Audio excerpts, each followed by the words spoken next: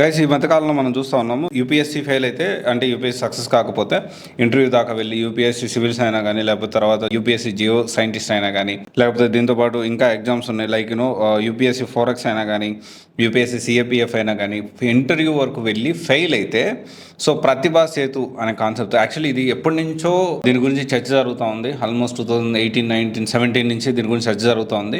So దీనికి సంబంధించి UPSC కొత్తగా ప్రతిభా సేతు అనే ఒకటి లాంచ్ చేసింది. సో దీని ప్రకారం ఏంటి అంటే, ఒక సాఫ్ట్ డేటా అనేది ఇది వచ్చేసి కార్పొరేట్ కంపెనీస్కి అండ్ గవర్నమెంట్ జాబే కావాలనుకున్న వాళ్ళు కాంట్రాక్ట్ సంబంధించిన వేరే డిపార్ట్మెంట్స్ కూడా ఈ సాఫ్ట్ డేటా అందిస్తుంది. దీని ప్రకారం ఏంటి అంటే, దాన్ని బేస్ చేసుకొని ఇంటర్వ్యూ తీసుకొని డైరెక్ట్గా ఉద్యోగం ఇచ్చే పరిస్థితి అనమాట. సో దీనికి సంబంధించి అసలు నిజంగా ఇదేంటి, సో అసలు జాబ్స్ ఏ కంపెనీస్ ఇస్తాయి అండ్ నిజంగా ఇది వర్కౌట్ అవుతుందా, సో అదంతా కూడా ఈ వీడియోలో మనం మాట్లాడుకుందాము.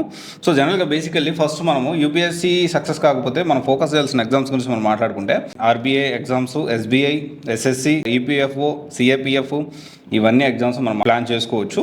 అండ్ దీంతోపాటు ఎడ్టెక్ కంపెనీస్, ఇన్స్టిట్యూట్స్ ఉంటాయి కదా, వాటిలో కూడా యూపీఎస్సీ ఇంటర్వ్యూ ఫెయిల్ అయిన వాళ్ళకి సో చాలా మంచి ఆపర్చునిటీస్, టీచింగ్ ఫీల్డ్ కూడా మనం ఎంచుకోవడానికి అవకాశం ఉంటుంది. సో ఆ తర్వాత state level exams, group 1, group 2 and group 3, group 4 ఇలాంటి ఎగ్జామ్స్ కూడా మనము ప్లాన్ చేసుకోవడానికి అవకాశం ఉంటుంది. సరే, ఈ ప్రతిభా సేతు దాని కింద ఎలాంటి జాబ్స్ ఇచ్చేదానికి ఛాన్స్ ఉంది అంటే, యూపీఎస్సీ అనేది కంప్లీట్లీ డిఫరెంట్ ఆస్పెక్ట్లో ఉంటుంది. సో దానికి సంబంధించి కానీ ప్రైవేట్ జాబ్స్, సాఫ్ట్వేర్ కంపెనీస్లో జాబ్స్ వస్తాయంటే, సో దానికి సంబంధించి జాబ్ రోల్స్ మనం చూస్తే పాలసీ అనలిస్ట్ అని, రీసెర్చ్ అసోసియేట్ అని, ప్రాజెక్ట్ కోఆర్డినేటర్ అని, ఇవి దీంతో పాటు ఆర్గనైజేషన్, నీతి ఆయోగ్ కానీ, పిఆర్ఎస్ లెజిస్లేటివ్, విధి centre, so UNDP, Tata trust ఇలాంటి కంపెనీస్లో, ఇలాంటి ఆర్గనైజేషన్స్లో జాబ్స్ ఇచ్చేదానికి అవకాశం ఉంటుంది. ఎవరైతే యూపీఎస్సీ సక్సెస్ కాలేదో సో ఇది మీరు చూడొచ్చు. దీంతోపాటు ఇంకా కంపెనీస్, కార్పొరేట్ కంపెనీస్ మనం విషయాన్ని చూసుకుంటే, Reliance foundation, TCS, Infosys foundation, Facebook policy, Google India, government affairs ఇలాంటి వాటిల్లో కూడా జాబ్ వచ్చేదానికి ఛాన్సెస్ ఉన్నాయి. సో దీనికి సంబంధించిన సాఫ్ట్ డేటా ప్రతిభా సేతు అనే ఒక ప్రోగ్రామ్ ద్వారా ఒక ప్రోగ్రామ్ లాంచ్ చేసి యూపీఎస్సీ సో ఈ డేటా అనేది వాళ్ళకి పంపిస్తుంది. దీంతోపాటు ప్రైవేట్ కంపెనీస్ కూడా దీంట్లో రిజిస్టర్ అవ్వచ్చు. సో ఈ ఎక్స్ట్రీమ్ టాలెంట్ ఎవరైతే ఉన్నారో, సో యూపీఎస్సీ ఇంటర్వ్యూ వరకు వెళ్ళిన వాళ్ళు సో కంపెనీస్ తీసుకుంటాయని చెప్పి మాట్లాడుతున్నాం. సో జనరల్లీ రియాలిటీ కొంచెం మనం మాట్లాడుకోవడానికి ప్రయత్నం చేద్దాము. సో ఇది ఎంతవరకు సక్సెస్ అవుతుంది? సో జనరల్గా ఏంటి, ఇప్పుడు కంపెనీ రిక్వైర్మెంట్ ఏంటి, కంపెనీ రిక్వైర్మెంట్స్ అనేది డిఫరెంట్గా ఉంటుంది. సో దానికి సంబంధించి వాళ్ళు కంపెనీ రిక్వైర్మెంట్ తగ్గట్టు వాళ్ళు ఒక స్కిల్ నేర్చుకొని, ఆ స్కిల్ నేర్చుకొని కొన్ని లక్షల మందితో పోటీ పడి దాంట్లో జాబ్ తెచ్చుకోవడానికే నానా కష్టం అవుతుంది. సో ఐ థింక్ నా ఒపీనియన్ అయితే ఇది ఖచ్చితంగా మంచి పరిణామమే, కాదనట్లేదు. ఫర్దర్గా కూడా ఈ కంపెనీస్ రిజిస్టర్ అవుతాయని నేను కూడా అనుకుంటా ఉన్నాను. బట్ ఇక్కడ మీరు మొత్తం కూడా చూస్తే ఫౌండేషన్ అని, అంటే మొత్తం సర్వీస్కి సంబంధించిన ఇప్పుడు ఆర్గనైజేషన్స్ కూడా మీరు మొత్తం చూస్తే నీతి ఆయోగ్ కానీ, లేకపోతే ఇప్పుడు అది కాకపోయినా ఇప్పుడు కంపెనీస్ అయినా చూసుకున్న Reliance foundation, Infosys foundation, so ఈ ఫౌండేషను ఇట్లా చారిటీ ఇట్లాంటి వాటిల్లో ఎన్జిఓస్లో కూడా సో దీనికి సంబంధించి థింక్ ట్యాంక్స్ అని, సో దీని ఇంటర్నేషనల్ ఆర్గనైజేషన్స్ కూడా మనం వర్క్ చేయొచ్చు. అజీజ్ ప్రేమ్జీ ఫౌండేషన్కి, వరల్డ్ బ్యాంక్ ఇండియాకి, యుఎన్ ఏజెన్సీస్కి, ఆక్స్ఫామ్కి ఇలాంటి వాటిలో కూడా ఎన్జిఓస్ కూడా మీరు ట్రై చేయొచ్చు. సో డెఫినెట్లీ ఇది గుడ్ థింగే.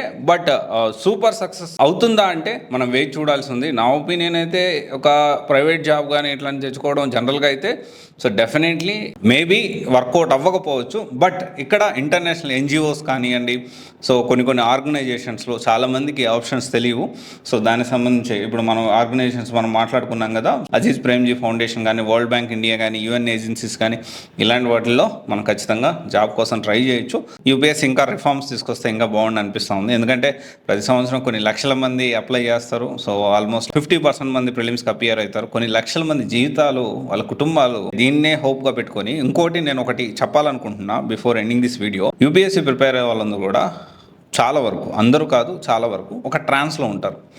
ఎలాంటి ట్రాన్స్లో అంటే ఐఏఎస్, ఐపీఎస్, సో ఈ సంబంధించిన ఒక రకమైన ట్రాన్స్లో ఉంటారు. అంటే అది మంచి విషయమే, కాదనట్లేదు, కళ్ళగండంలో తప్పులేదు. కానీ ఇక్కడ ఏమవుతుందంటే, ఈ ఓవర్ హైప్ వల్లనో లేకపోతే ఇంకొకటి వల్ల కానీ, ఐఏఎస్ కానీ ఐపీఎస్ కానీ వీళ్ళు తెలియకుండానే అదే ట్రాన్స్లో ఉంటారు. అంటే ఇది అసలు ప్లాన్ బి ఆప్షన్ గురించి ఆలోచించారు. నేను సక్సెస్ అవుతాను. మొన్న ఒక స్టూడెంట్ కూడా 4 సార్లు ప్రిలిమ్స్ క్వాలిఫై కాలేదు, దాదాపు 6 years వేస్ట్ అయినాయి అతనికి. ఇప్పుడు మళ్ళీ సాఫ్ట్వేర్ సైడ్ ఎలా అంటున్నాడు, సాఫ్ట్వేర్ సైడ్ మళ్ళీ వచ్చి నేను యూపీఎస్సీ ప్రిపేర్ అవుతాను. వెరీ గుడ్ థింగ్ కాదనట్లేదు. కొన్ని సంవత్సరాలు కఠోర శ్రమ ఉంటుంది. ఫైనాన్షియల్లీ బ్యాకప్ ఉంటే పర్వాలేదు, కానీ ఫైనాన్షియల్లీ బ్యాకప్ లేకపోతే ఇంట్లో వాళ్ళ మీద చాలా ప్రెజర్ పడుతుంది. యూపీఎస్సీ ఎగ్జామ్ ప్రిపేర్ అవ్వడం అనేది డెఫినెట్లీ చాలా వరకు ఎడిక్షన్ అయిపోతుంది. యూపీఎస్సీ ప్రిపేర్ అవ్వాలి, సక్సెస్ అవ్వాలి, చాలా మంచి విషయమే, దేశానికి సేవ చేయాలి, చాలా మంచి విషయమే. కానీ కొంచెం ప్లాన్ బి, ఆల్టర్నేటివ్స్ దాని గురించి కూడా ఆలోచిస్తే బెటర్గా ఉంటుంది. ఎనీవే, గవర్నమెంట్ ఉద్యోగాలు అనేది ఒక ఊబి, జాగ్రత్త దిగండి. Okay, thank you.